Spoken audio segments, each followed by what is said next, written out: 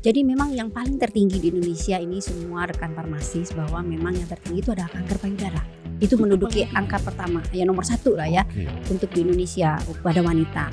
Nah kemudian kalau pada laki-laki itu adalah kanker paru. Bu, kanker itu, obat-obat kanker itu sebenarnya bisa ditemui di apotek ya sih? Harusnya ada. Nah, berikutnya Bu, bagaimana cara farmasis mengambil peran? Jadi kayak misalnya apoteker kita ini bisa mengambil peran dalam edukasi pencegahan atau upaya kanker Bu. Iya. Apa sih yang bisa, peran apa yang bisa kami ambil sebagai apoteker? Itu pertanyaan.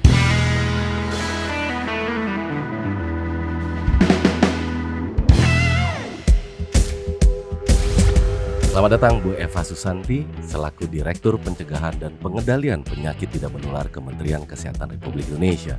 Terima kasih banget Bu udah mau menyempatkan hadir di studio kami. Iya, terima kasih banyak Sehat Pak ya? Iman. Sehat, Bu, ya? Alhamdulillah sehat. Mantap. Alhamdulillah sudah berkunjung ke sini ya. Oke. Jadi Bu, podcast Media Expert ini kami buat khusus untuk tenaga kefarmasian seperti apoteker, TTK, mahasiswa, mahasiswi, farmasi. Di episode kali ini kita juga pengen tahu nih Bu, sejauh apa sih rekan-rekan tenaga kefarmasian bisa terlibat dalam pencegahan kanker? Karena kan mengingat nih Bu bahwa tanggung jawab pencegahan kanker merupakan tanggung jawab dari berbagai pihak, khususnya mereka yang berprofesi di industri kesehatan. Monggo Bu. Oke, terima kasih khusus untuk sahabat farmasis ya dimanapun berada Yes. gitu ya.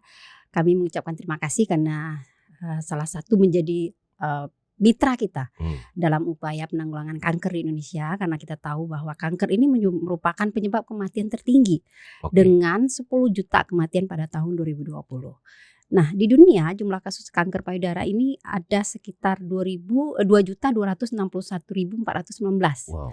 atau sekitar 11,7%, dan jumlah kematiannya ini ada 684.996 atau 6,9%. Nah, hampir 70% kematian akibat kanker itu terjadi di negara berkembang, Oke. terutama di negara Indonesia juga termasuk ya. Karena kita tahu bahwa kalau di negara maju kanker itu ditemukan lebih awal, kemudian tata laksananya lebih baik, lebih duluan gitu dia tata laksana karena istilahnya masih tahap awal, Ya. sehingga pemulihannya itu lebih baik, kesintasannya, kesembuhannya itu lebih bagus gitu dibandingkan dengan negara-negara berkembang. Oke. Nah, ini yang akan kita rubah ke depannya, karena memang menurut penelitian bahwa kematian akibat ya sekitar 30-50% kematian akibat kanker ini sebenarnya bisa dicegah Oke. apabila ya kita bisa melakukan deteksi dini secara berkala, kita temukan lebih dini dan ditata laksana lebih baik gitu kan. Karena memang hampir 43% kanker ini juga bisa dicegah dengan gaya hidup yang lebih sehat.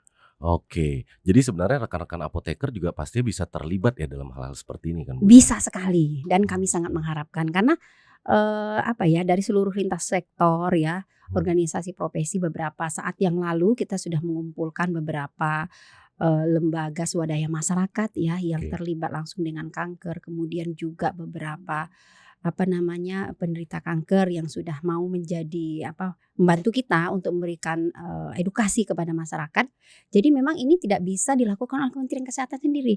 Tentu kita menginginkan bantuan dari seluruh pihak karena sesuai dengan tema kita ya, bahwa memang satukan langkah ya, satukan tindakan untuk pencegahan dan perbaikan penata laksanaan kanker lebih baik ke depan. Oke, jadi itu adalah tema yang lagi diusung berarti Bu sama Kemenkes. Iya. Untuk Hari Kanker Sedunia itu temanya Iya, Bu ya. Oke, nah bagaimana kalau misalnya jenis kanker dengan jumlah kasus tertinggi di Indonesia? Iya, jadi memang yang paling tertinggi di Indonesia ini semua rekan farmasis bahwa memang yang tertinggi itu adalah kanker payudara. Itu menduduki paling tinggi, angka Bu? pertama, ya nomor 1 lah ya Oke. untuk di Indonesia pada wanita. Nah kemudian kalau pada laki-laki itu adalah kanker paru. Paru ya? Paru ya, mungkin ada kaitannya dengan rokok juga Betul. ya. Nah kemudian kanker tertinggi kedua pada wanita itu adalah kanker leher rahim. Sementara pada laki-laki itu adalah kanker kolorektal. Jadi seperti itu. Oke. Nah ini kita bicara yang tertinggi dulu ya, karena kita harus melakukan upaya bagaimana kita bisa menurunkan nanti angka kematiannya. Betul. Nah kita saat ini kalau kita melihat kasus ya, terbanyak itu 2 kanker tadi yang rahim kalau wanita payudara dan Payudara rahim. sama rahim. Kalau yang jumlahnya itu sekitar 65.898 atau 16,6% dan 36.633 atau 9,2%. Itu yang Oke. pada wanita tadi yang pertama urutan 1 dan urutan kedua. Kemudian kalau laki-laki itu sekitar 34.783 atau sekitar 8,8% yang kanker paru ya. Oke. Nah, karena memang ini menjadi beban kesehatan, karena kita Hmm. tahu bahwa 1 orang keluarga kita terkena kanker itu kan hampir seluruh keluarga kita menderita, ya kan ya? Betul. Karena semuanya jadi kepikiran Iya, ya, mental, physically gitu kan. mental, Iya, fisik iya, dan lain benar. sebagainya, secara sosial dan lain sebagainya lah. Pokoknya pasti Hmm. akan ini semua ya Terdampak merasakan lah. terdampak lah semuanya. Hmm. Nah ini kita menginginkan juga jangan sampai biaya kesehatan karena penyakit-penyakit tidak menular itu ya termasuk kanker di dalamnya adalah penyakit katastropik yang memerlukan pembiayaan kesehatan yang tinggi. Jadi istilahnya kita punya uang banyak waktu masih dari dulu mencari uang gitu ya. Nah sekali terkena kanker itu bisa habis tuh uangnya. Jadi seperti itu soalnya. Dan ini kita inginkan bahwa ada uang negara yang untuk pembiayaan penyakit katastropik ini sekitar 3,5 triliun. Oke. Ya, yang merupakan habis oleh kanker. Habis oleh kanker. Oke. Oleh kanker ya. Nah, pembiayaan tersebut dikarenakan memang 70% kanker itu ditemukan sudah pada stadium lanjut. Jadi ya. bukan di awal-awal ya. Bukan di Oke. awal-awal. Jadi itu yang menjadi persoalan kita. Makanya makin mahal juga kan Bu, karena udah Iya, dilanjut biayanya kan. ya lebih lanjut. Iya, Kemudian masuk akal. masih banyak lagi penanganan kan lebih berat gitu ya. Benar, Begitu. benar. Bu, nih balik ke kanker payudara misalnya yang tadi nomor 1 Indonesia untuk wanita adalah kanker payudara. Iya. Apakah setiap negara tuh biasanya akan sama atau tidak? Pastinya enggak kan Bu? Enggak. Mungkin di Indonesia aja kebetulan kanker payudara yang paling tinggi untuk di wanita kan? Iya. Oke, Ada perbedaan. faktornya apa sih Bu sebenarnya Bu? Kenapa bisa kanker payudara itu terjadi Bu? Iya, jadi gini, kalau kita bicara kanker penyebabnya lah ya, kan kanker itu ada penyebab genetik, ya kan? Genetik itu kan karena keturunan lah istilahnya, memang gennya itu ada kan istilahnya yang mudah lah gitu terkena kanker. Oke. Kemudian juga karena ada faktor lingkungan. Ya lingkungan tadi kan gaya hidup yang tidak sehat tadi ya kan. Benar. Kemudian banyak mengkonsumsi yang tidak sehat gitu ya. Kemudian Benar. kurang aktivitas fisik, kurang makan buah dan sayur ya. Pokoknya yang istilahnya pemicunya lah ya. Dan kemudian hal-hal lain. Kemudian juga faktor biokimia. Jadi zat-zat karsinogenik ya. Karsinogenik yang pemicu ya, itu pemicu. Misalnya dia kalau misalnya ada ketiga-tiganya ya lebih besar lagi kemungkinan dia akan terkena. Jadi seperti itu. Oke. Nah, gimana caranya Kemenkes Bu ya untuk mengatasi tingginya prevalensi penyakit kanker Indonesia Bu? Strateginya apa sih Bu? Oke, terima kasih. Jadi memang Mas kita ini kan saat ini kan ada yang namanya transformasi sistem kesehatan. Jadi Pak Menteri sudah menggalakkan bagaimana kita bisa merubah 6 pilar ini. 6 pilar transformasi kesehatan tuh kita lakukan lebih baik gitu ya. Mulai dari pilar di pelayanan primer, kemudian pelayanan lanjutan gitu ya, kemudian ada di SDM dan lain sebagainya, semuanya kita ini. Nah terutama untuk kami di Direktorat P2PTM kita concern kepada promosi kesehatan, kemudian perlindungan khusus, deteksi dini dan penanganan kasus. Dimana kalau promosi, kita bicara promosi, salah satu sudah dibantu nih sama Swipe ya, untuk memberikan edukasi terutama kepada seluruh teman-teman farmasis dimanapun Anda berada ya, bahwa betapa pentingnya ya kita memberikan edukasi kepada masyarakat kita untuk mereka bisa mau melakukan deteksi dini lebih awal. Nah kemudian pilar kedua adalah perlindungan khusus. Ini khusus pada kanker leher rahim. Kita sudah melakukan vaksinasi kepada anak-anak kita. Jadi dia diberikan vaksin khusus untuk menghindari kemungkinan dia terkena kanker leher rahim di kemudian hari. Nah kemudian juga deteksi dini. Nah saat ini kami melakukan deteksi dini untuk kanker payudara itu menggunakan USG. Ya. Jadi USG ini nanti ada di level puskesmas. Jadi di FKTP pelayanan kesehatan tingkat pertama itu sudah kita sediakan USG. Karena kan selama ini kan pemeriksaan kita itu hanya dengan sadari itu melakukan pemeriksaan payudara sendiri, kemudian Sadanis melakukan pemeriksaan payudara klinis oleh teman-teman kesehatan. Tapi Oke. kan yang namanya perabaan begini kan kadang-kadang kurang sensitif Betul, ya, kadang betul, tangan si A dengan si B kurang sensitif. Nah, betul. ini ke depan kita akan menggunakan USG. Oke. USG ini Di level puskesmas di level tadi. puskesmas kan Oke. biasanya kan dulu kan USG pasti di level lanjutan gitu ya. Sekarang kita dibuat di puskesmas kalian berintegrasi dengan program penurunan kesehatan ibu dan bayi karena kan antenatal care yang ada di situ. Betul. Nah, USG ini teman-teman akan dilatih ya untuk bisa melakukan USG pada wanita yang jadi mudah sekarang tinggal Lebih jadi gampang lebih ya. kecil sudah bisa dideteksi gitu ya. Oke. Kalau dulu kan minimal ya ada bisa terasa ya. Kalau ini kan bisa lebih dalam bisa dilihat. Betul, Nah, betul. Kalau cerdik itu apa tuh, Bu? Cara kalau deteksi?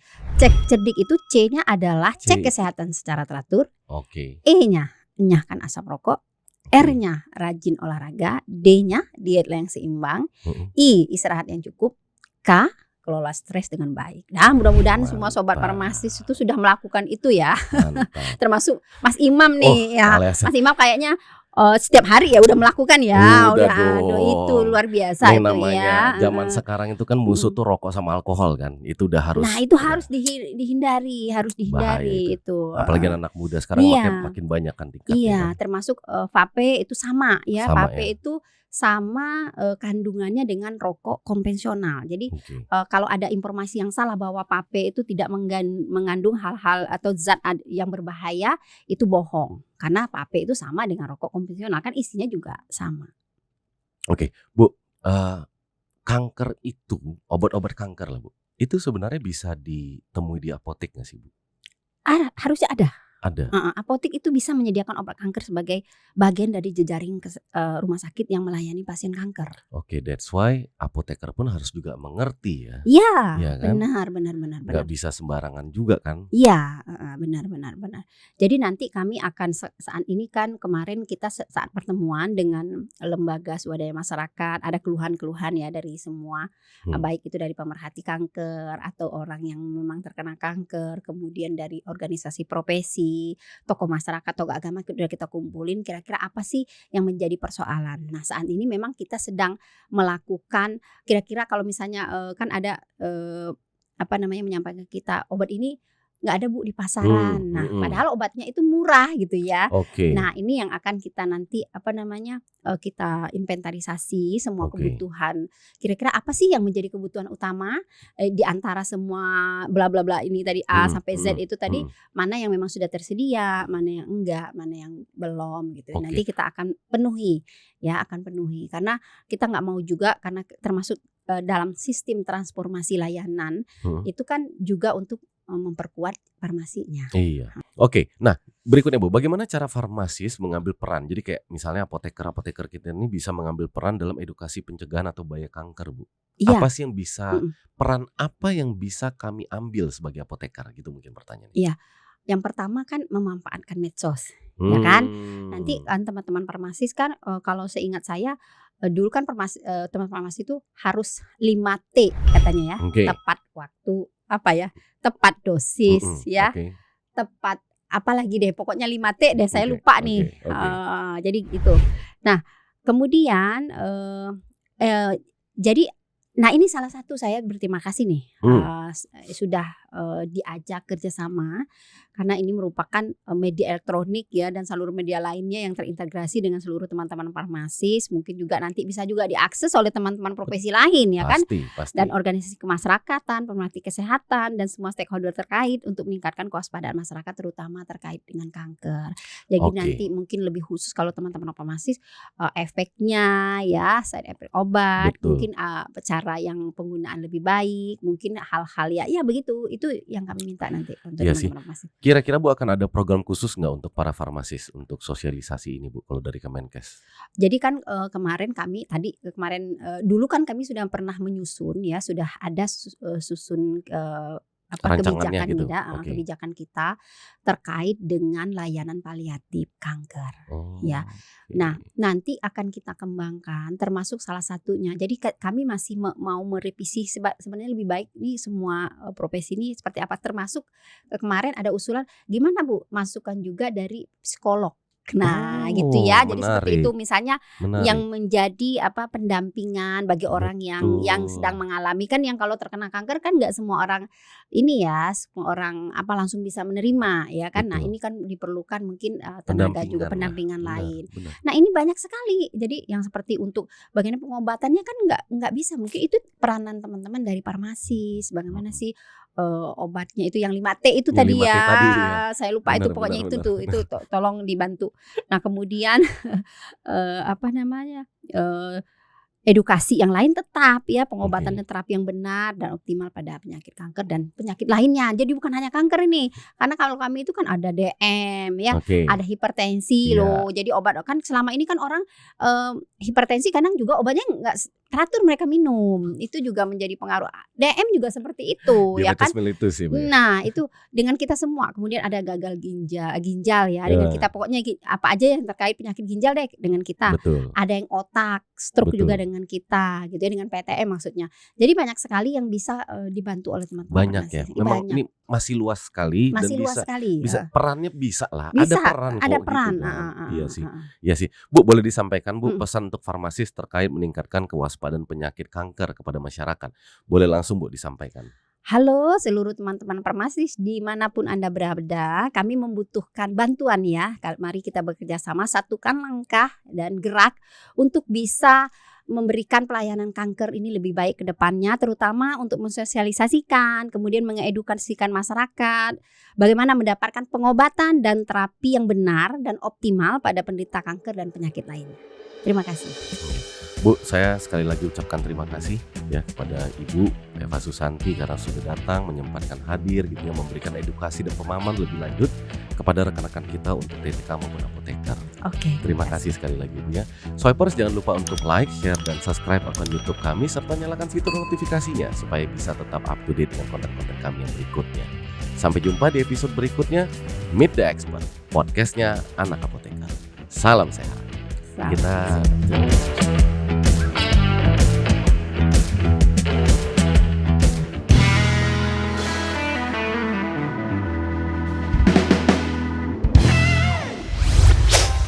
Swipe or X.